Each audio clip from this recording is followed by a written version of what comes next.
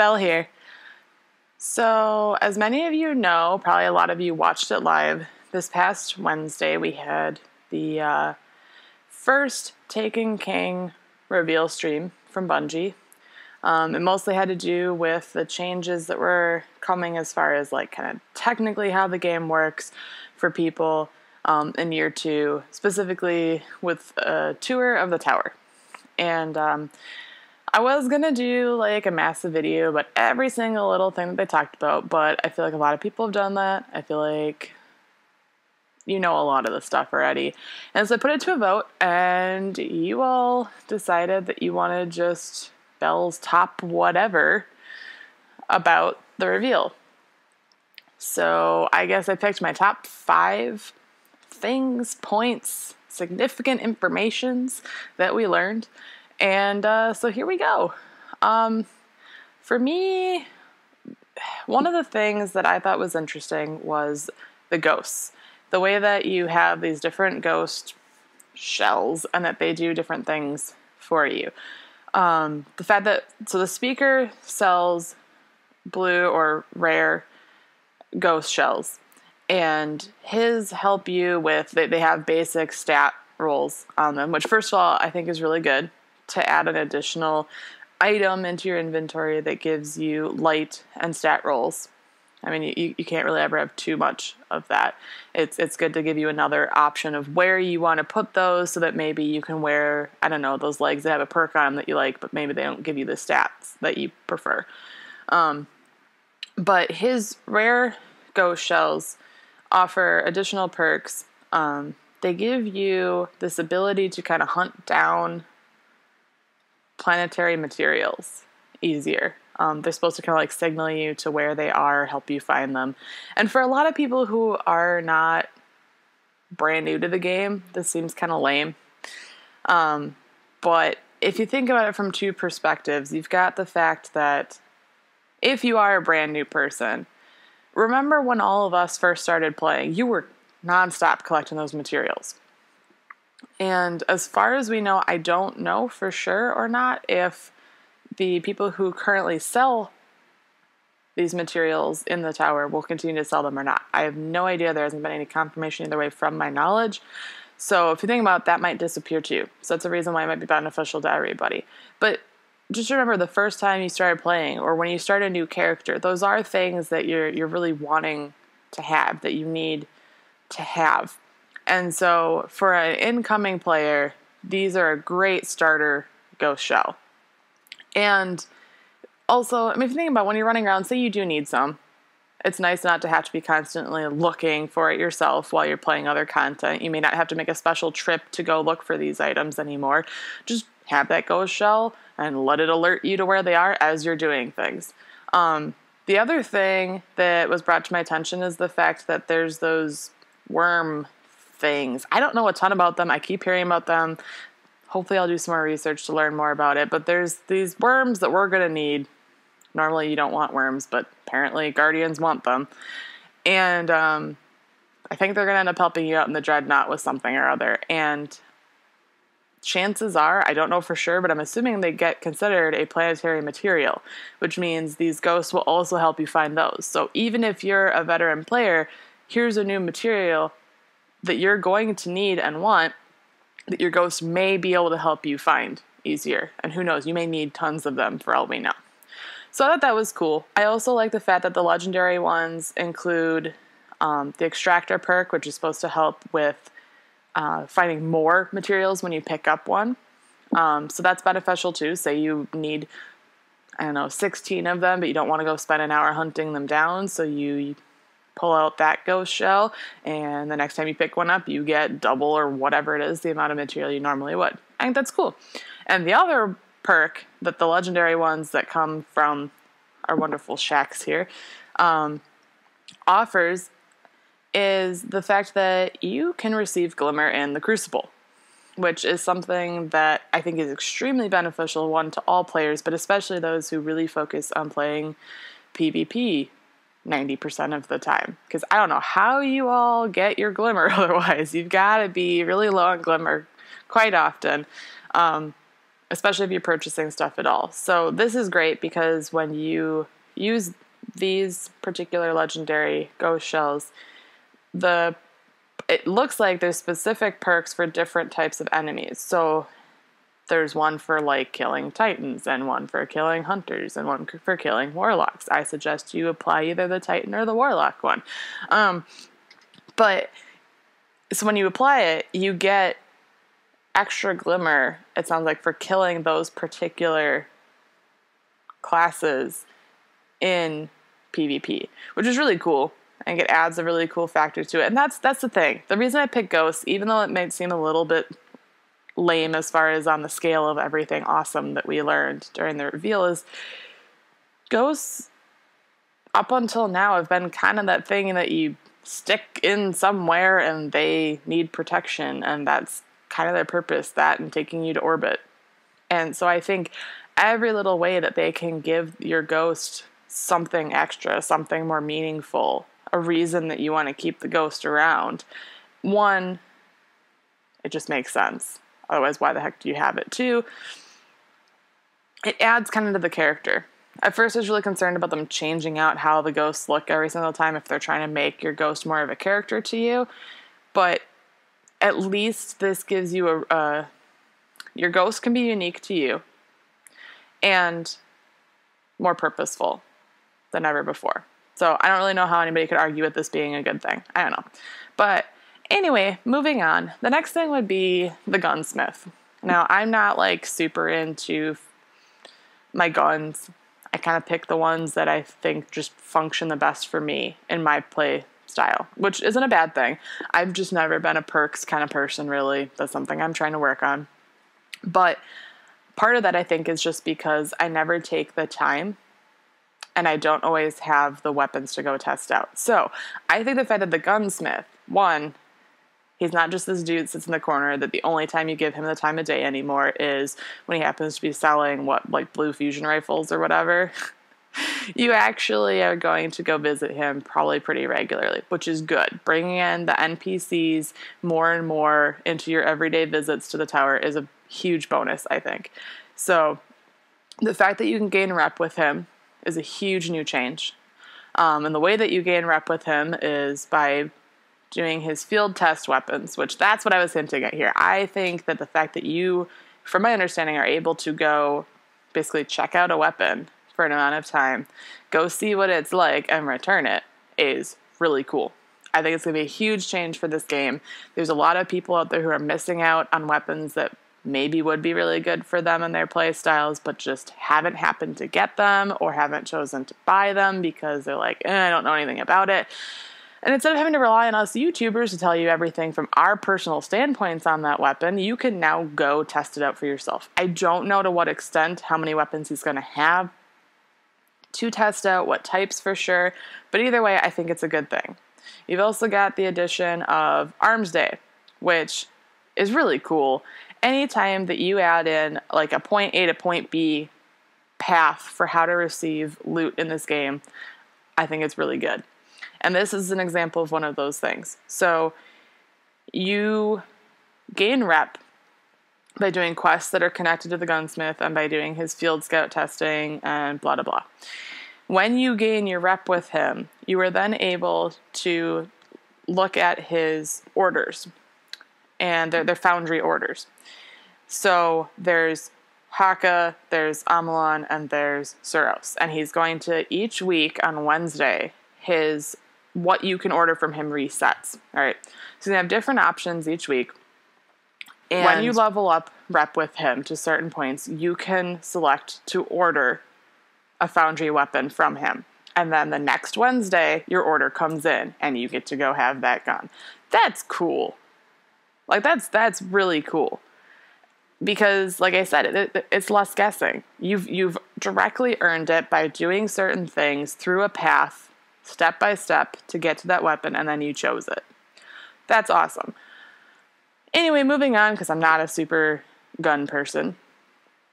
The next thing would be collections in general. I think that the collections idea, that's something that I've heard the community asking for some version of this for a long time now, and I am so glad they've implemented it finally. But basically the way collections work is we're going to go with the basic ones first. So you've got your emblems, your ships, and your shaders, which are, let's be honest, those are things where you pick like your top, 3 or 4 to carry around with you. And you get tons of repeats all the time. And they drive you nuts because then they get stuck in your postmaster because your vault is too full and you aren't able to delete from your postmaster, which is one of the most frustrating things. But these collections allow you to not have to hold on to every single item. So say it's something you don't constantly use. It's not the shader or the ship or the emblem that's your go-to one. But you still want to collect it. You want it to have a round. You want to hoard it without filling up your vault, right? You can remove it from your inventory and it will be kept permanently in this collection at these terminals throughout the tower. So like the shader terminal is over by Eva, which kind of makes sense.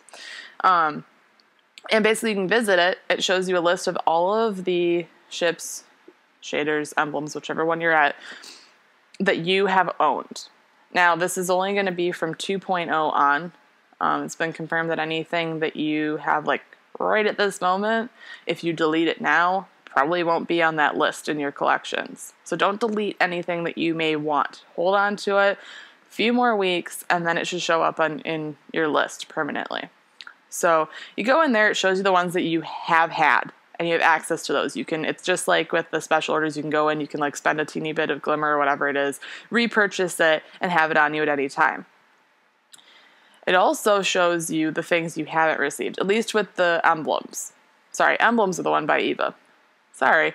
But, so it shows you the ones you haven't received. I'm assuming it does the same thing for shaders and ships. I'm not 100% sure. They didn't show us those yet. But the emblems, it shows you what you have, what you haven't received, and where you can go get those from. Which is really cool because it literally helps you, again, with finding from point A to point B where to receive things you still need in the game to collect. That's awesome. And I sound really way too excited about this. I apologize. It's noon, but I'm really tired because I just woke up like half an hour ago. Anyway, so that's the basic collections. It's going to open up space in your vault for you. Don't necessarily use it as an extension, I guess, of your vault, but these ones, I mean, they're cheap to pull back out. So hang on to the things that are most dear to you, that you use most often. Everything else, just let it sit in your collections and go pick it up when you want to, or go look at it and be like, that's really pretty. I'll probably never touch it again.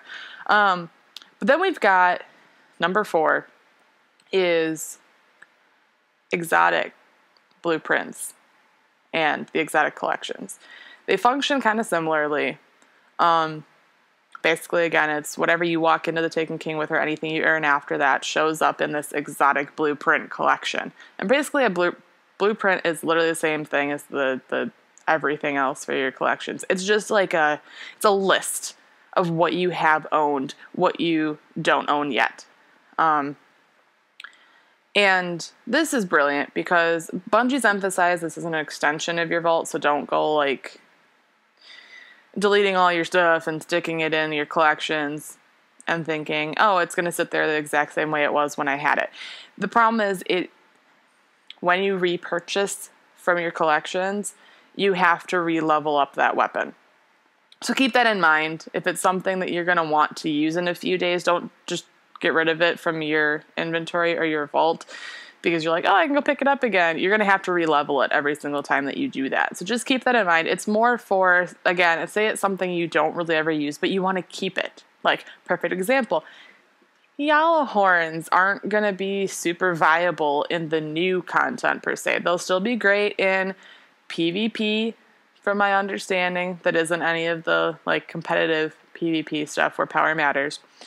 And past content, yeah. So if it's something that you love, keep it on you. You know, if you're going to use it regularly. But say you've got a whole bunch of new exotics and legendaries from the Taken King, and they're taking up the space on your character and in your vault, and you're like, dang it, Yellowhorn, you're not really doing it for me anymore, but I still love you. Let it sit in your collections. And if someday you want to pull it back out and re-level it up, so be it. I like the fact that the exotic collection also shows you, it doesn't specifically tell you what weapons you're missing, I don't think, but it still shows like a little engram so you know the number of them that you're still looking for instead of having to keep track of it yourself, which is really cool because let's be honest, a lot of people really like to boast the fact that they found all of them or haven't found them yet, which is me, about the not finding them yet.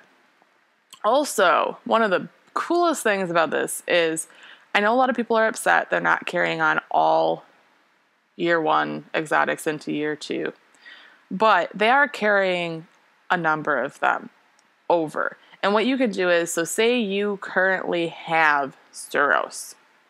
Taken King drops, you have Suros, you go to your collections, you will have the option to pay a certain number of marks, I think it is, and possibly some glimmer as well, to obtain the year 2 version of Suros. You don't have to go find it out in the wild. They are literally like handing it to you for a certain price because you currently have the year 1 version. That's really cool, really convenient. And one of the coolest parts is many of these weapons that are being carried over are being changed slightly. So the year 2 version isn't just a higher attack value version of the same weapon. For example, Suros is now black in year 2. Some people like it, some people don't. I think it's cool because then somebody sees your white Suros and like, whoa, where'd you get that? I don't have that one because I only played year 2. You know, you can show that off. That's kind of cool. Also, they have moved the main perk, like the reason you probably wanted that exotic from the beginning, to the front of your perk tree, right? It's automatically open now. You don't have to sit there and wait a million years of trying to upgrade it to get to that perk to decide if you even like the weapon or not. It'll be automatically open. You also have the fact that, like, again, Suros is an example. A lot of people didn't like the fact that they had to select focus fire, right? A lot of people liked being able to shoot the weapon faster, even if it meant there was a little bit less damage. And that wasn't an option if you wanted a fully upgraded Suros before. Now, it looks like it's a toggleable, is that a word? Toggleable perk. So you can switch whether you want it on or not.